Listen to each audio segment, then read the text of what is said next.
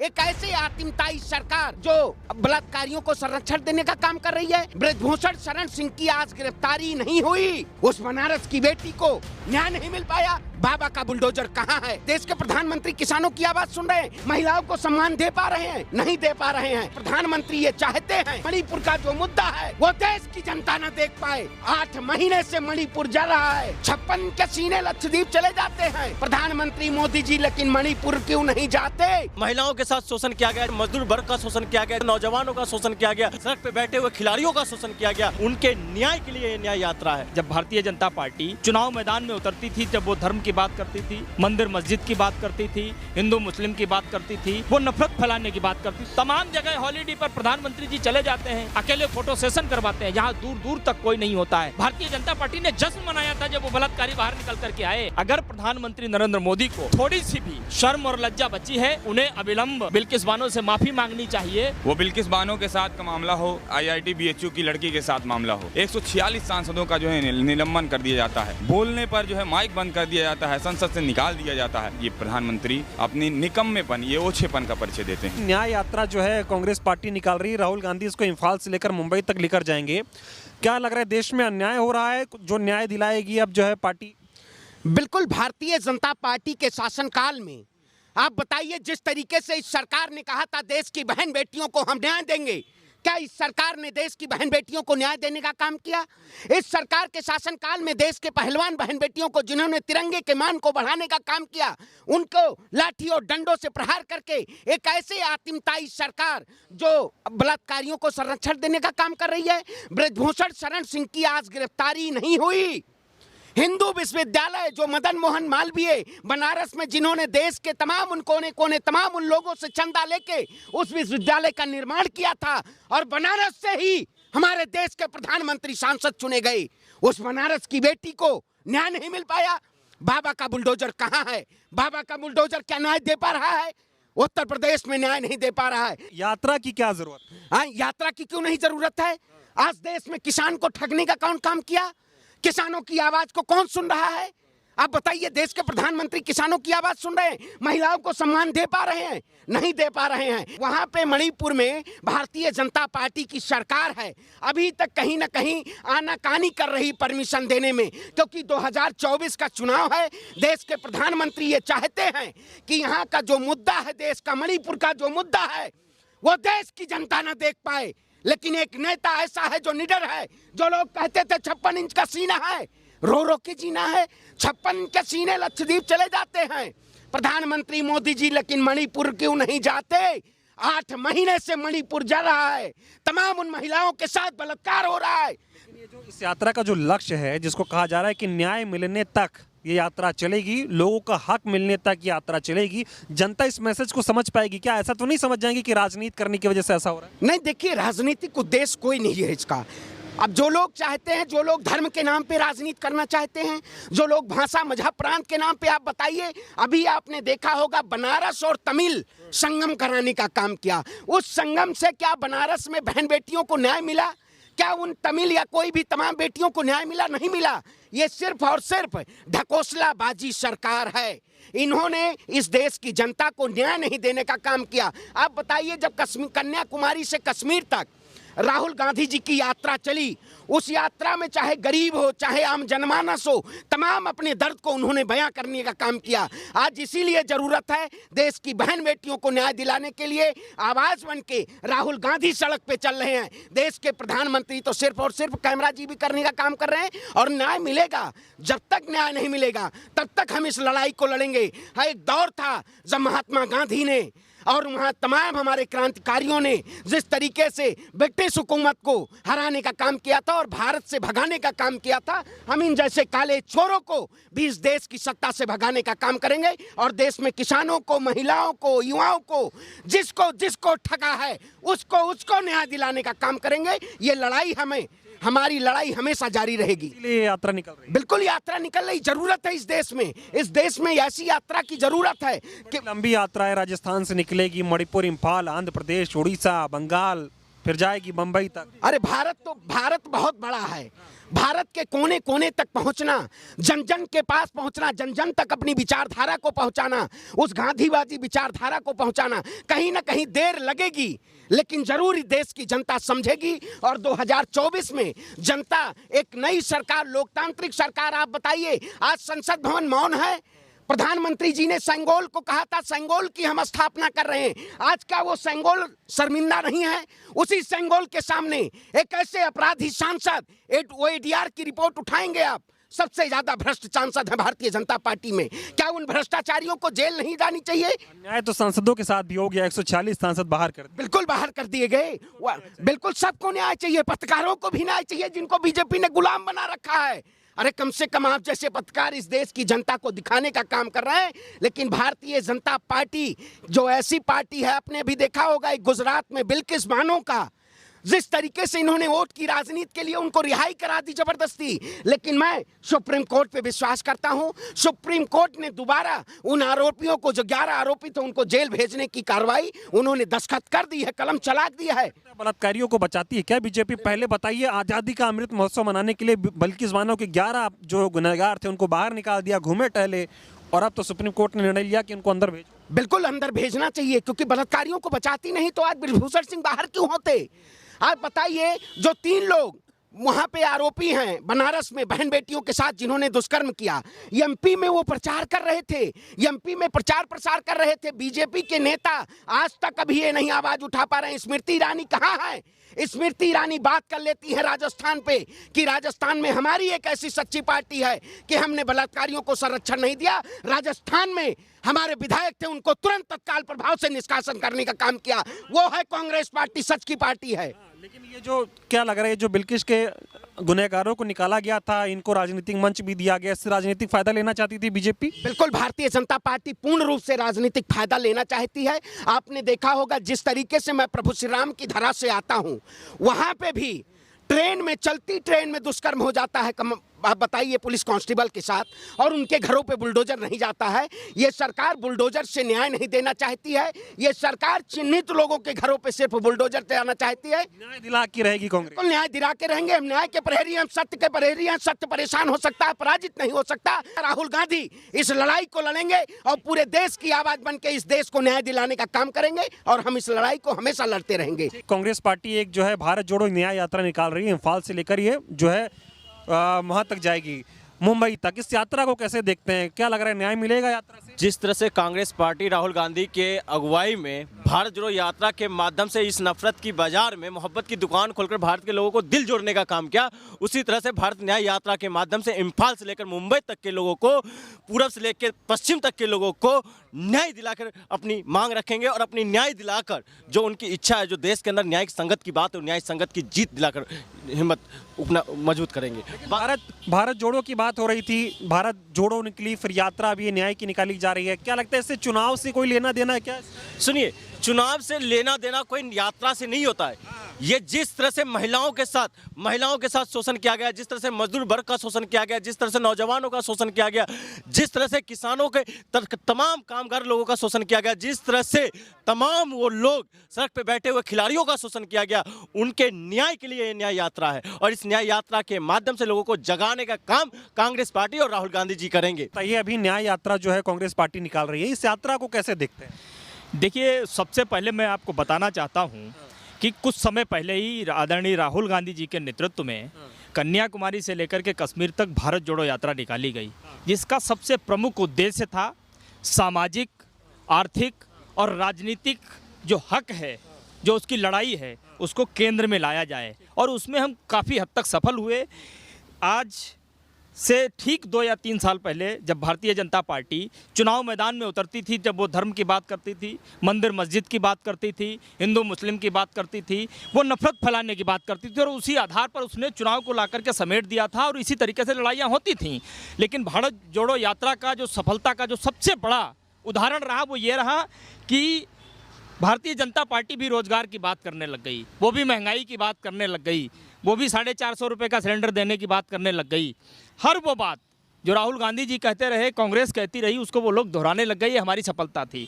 भारत जोड़ो न्याय यात्रा जो है, जो हम मणिपुर से मुंबई तक निकालने के लिए जा रहे हैं, इसमें सबसे बड़ा उद्देश्य ये है कि आर्थिक न्याय, राजनीतिक न्याय और सामाजिक न्याय, क्योंकि अब ज़रूरत है इस देश को।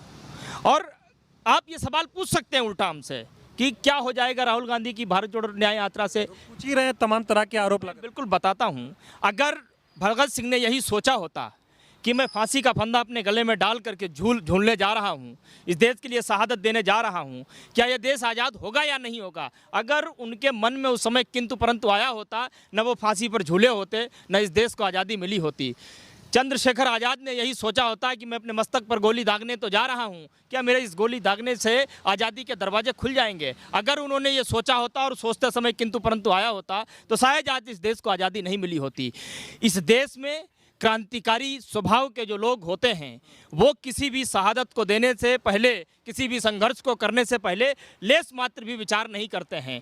वो सिर्फ इस देश के लिए जीते हैं और इस देश के लिए ही मरना चाहते हैं।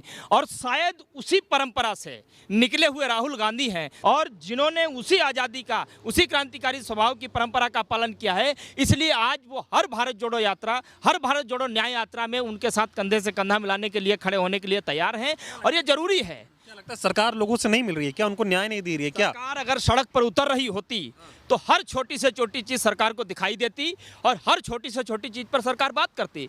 वो सिर्फ मंदिर और मस्जिद पे बात नहीं करती, सिर्फ हिंदू और मुसलमान पे बात नहीं करती, सिर्फ टोपी और दाढ़ी पे बात नहीं करती, तिलक और चोटी की बात नहीं करती, वो महंगाई की बात करती, वो बेरोजगारी की भी बात करती, वो पहलवान खिलाड़ियों की भी बात करती, वो बिल्किसवानों की भी बात करती, वो किसानों की भी बात करती, वो नौजवानों की भी बात करती, वो जो 4 साल के लिए अपने आर्मी के जो हमारे लोग होते थे, जो जाते थे सीमा पर इस देश की सुरक्षा करने के लिए, अग्निवीर में लाकर के उनके जीवन को, उनकी भावनाओं को समेट करके रख दिया, वो उनकी भी बात करती।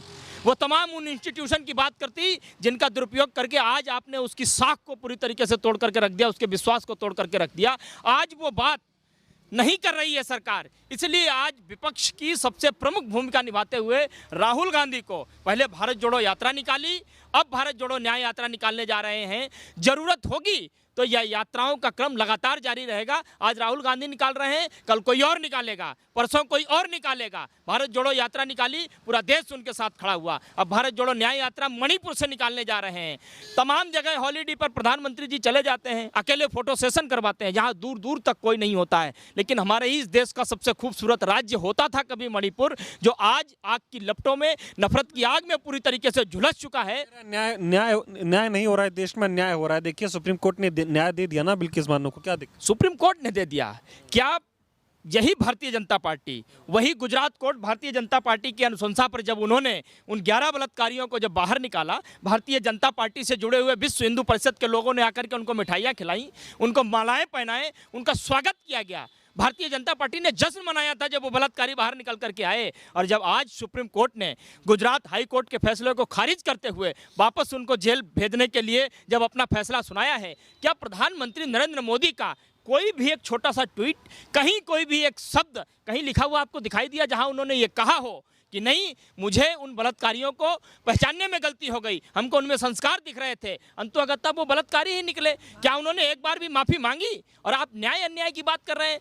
प्रधानमंत्री नरेंद्र मोदी के संसदीय क्षेत्र में उन्हीं की पार्टी के पदाधिकारियों ने बंदूक की नोक पर आज के ठीक 2 महीने पहले एक महिला को निर्वस्त्र किया, उसके साथ गैंगरेप किया। गैंगरेप करने के बाद प्रधानमंत्री नरेंद्र मोदी, गृह मंत्री अमित शाह, स्मृति ईरानी, योगी आदित्यनाथ के हृदय प्रिय वो लड़के मध्य प्रदेश के चुनाव प्रचार में गए, प्रचार करते रहे ताकि उनको पकड़ा ना जाए। लेकिन जब वो पकड़े गए, क्या उन पे कोई कार्रवाई हुई? क्या न्याय और अन्याय के बीच फर्क क्या होता है, इस बात को बताने की भारत है कि बिल्किस बानो के गुनहगारों को बीजेपी ने रिहा करवाया। क्यों नहीं करवाया?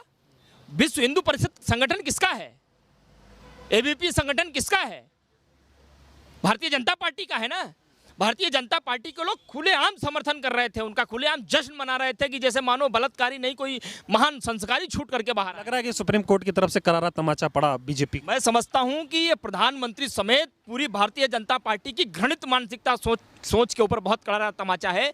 अगर प्रधानमंत्री नरेंद्र मोदी को थोड़ी सी भी शर्म और लज्जा बची है, मैं समझता हूँ उन्हें अविलंब बिल्किस बानो से माफ़ी मांगनी चाहिए और उन्हें ये बताना चाहिए कि देखिए हमारी पार्टी के अंदर आज बड़ी मात्रा में ऐसे लोगों की भरमार है, शायद मुझे पहचानने में जो है भूल हो गई, और अमित शाह की वही वाली दूरबीन लेकर के उनको पंचांतरण करना चाहिए कि कितने ऐसे लोग हैं जिनमें हमने संस्कार देखे लेकिन असल में वो बलात्कारी और हमारी पार्टी में एक पदाधिकारी के रूप में वो लोग मौजूद हैं। इन्हीं सब मुद्दों पे यात्रा निकल रही है। न्याय जब तक मिलेगा नहीं तब तक ये चलती रहेगी। सीधी सी बात है, जब तक इस देश को सामाजिक न्याय, आर्थिक न्याय और राजनीतिक न्याय नहीं मिल जाता है तब तक ये यात्रा जारी रहेगी। बेशक ये यात्रा 6700 किलोमीटर की है, बेशक ये यात्रा 15 जिलों से निकलेगी, लेकिन 15 राज्यों से निकलेगी, लेकिन जब तक ये सारे न्याय के मुद्दे एक केंद्र में नहीं आ जाएंगे, इनका जब तक केंद्रीकरण नहीं हो जाएगा तब तक ये यात्राएं इसी तरीके से जारी रहेंगी। आज राहुल गांधी निकाल रहे हैं,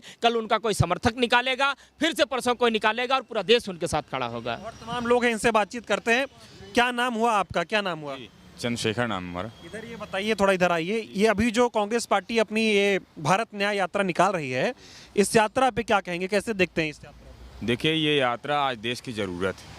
जिस प्रकार से सामाजिक, आर्थिक और राजनीतिक न्याय की जो अवधारणा संविधान की हमारी निहित है, वो न्याय की अवधारणा का कॉन्सेप्ट ही आज इस देश में तोड़ दिया गया है। वो सामाजिक न्याय की अवधारणा जिसमें देश में जो है बहन बेटियों के साथ न्याय की बात करके ये देश की सत्ता जो है चलती थी, वो बिल्किस बानो के साथ का मामला हो, वो चाहे IIT BHU की लड़की के साथ मामला हो।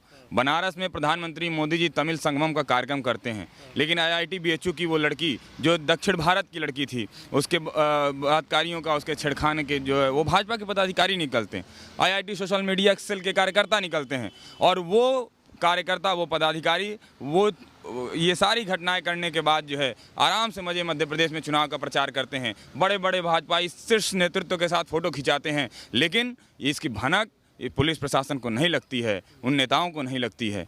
और इसके बाद NSUI ने और तमाम लोगों ने इनके प्रदर्शन किया तो उन कार्यकर्ताओं पर जो घटना का विरोध करते हैं उस पर लाठीचार्ज करवा के ये सांसद, ये प्रधानमंत्री अपनी निकम्मेपन, ये ओछेपन का परिचय देते हैं। ये जो भारत न्याय यात्रा है, इसका मैसेज जनता तक तरीके से पहुंच रहा है, जनता समझ पा रही है कि राहुल गांधी आखिर इस यात्रा को निकालने के लिए मजबूर क्यों हुए?